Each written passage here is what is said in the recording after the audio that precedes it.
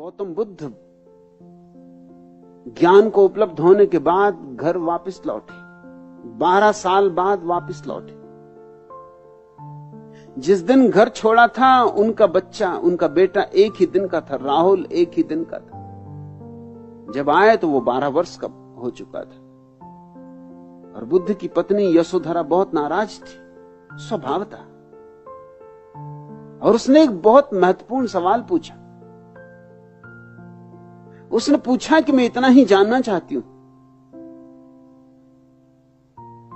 क्या तुम्हें मेरा इतना भी भरोसा न था कि मुझसे कह देते कि मैं जा रहा हूं? क्या तुम सोचते हो मैं तुम्हें रोकती? मैं भी छत्राणी हूं।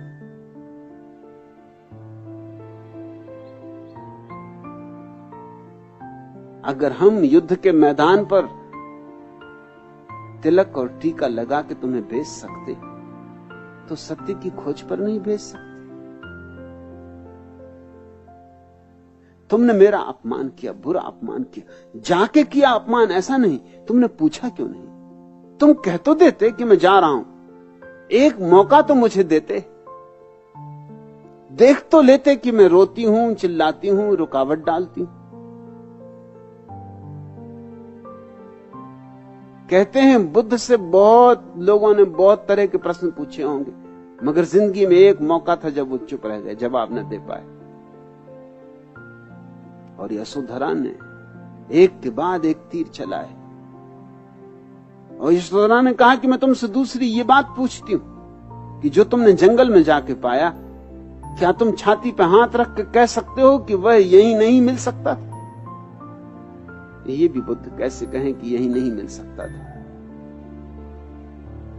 क्योंकि सत्य तो सभी जगह है। जंगल में मिल सकता है तो बाजार में मिल सकता है। ये और बात है कि बाजार में जो है वो सोचता हो कि नहीं मिल सकता, मगर मिल जाने के बाद तो कोई कैसे कहेगा कि बाजार में नहीं मिल सकता? वह तो सब जगह है। फिर आंखें झुक गई। और तीसरी बात, उसने बड़ी गहरी चोट की थी, मगर उस चोट में यशोधरा उलझ गई।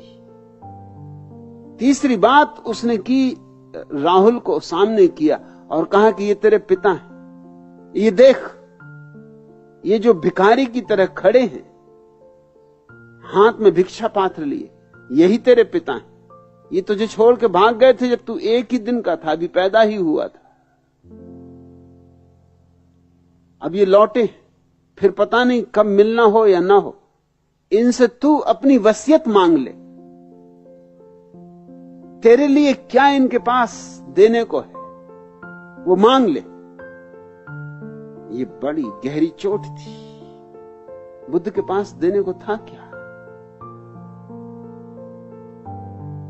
यशोधरा प्रतिशोध ले रही थी 12 वर्षों का, लेकिन उसने कभी सोचा भी न था कि ये घटना यूं रुख ले लेगी, ये बात यूं बदल जाएगी। भगवान दास आर्य ने भी पूछते वक्त नहीं सोचा होगा कि बात यूं रुख ले लेगी।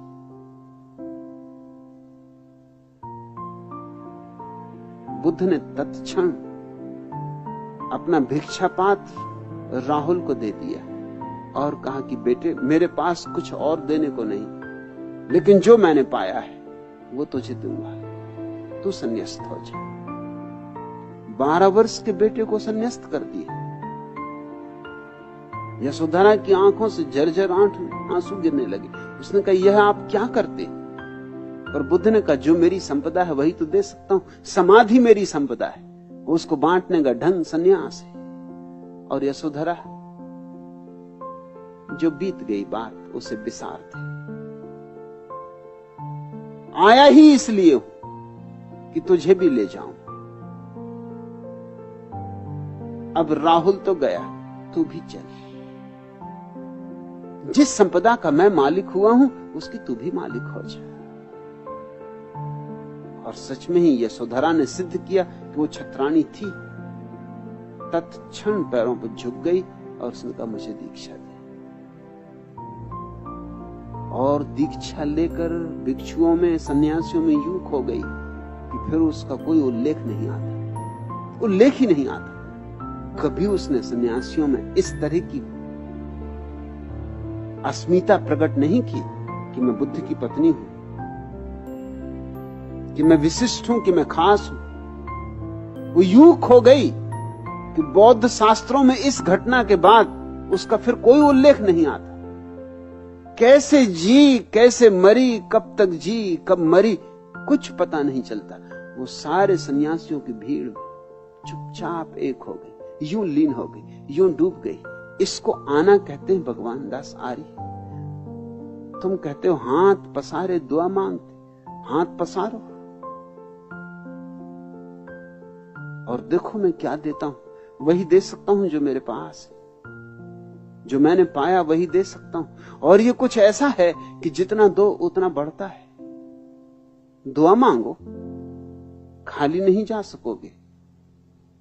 कहते हो तुम हाथ पसारे दुआ मांगते, अब मेरी आंखें नम है। झूठी बातें ना कहो। अगर आंखें नम हो जाएं तो फिर इस महफिल से उठने की कहां गुंजाइश, फिर इस मैं कदे को छोड़ के जाने का कहां सवाल। कहते हो अब तक न की दया मुझ पे, बस इतना सा गम है। दया के सागर से अपनी ले खाली प्याली सांच चला, जब जब आया द्वार त्यारे बस खाली हाथ चला। किस खाली प्याली की बात कर रहे हो? खाली ही प्याली हो तो मैं भर ना दूं?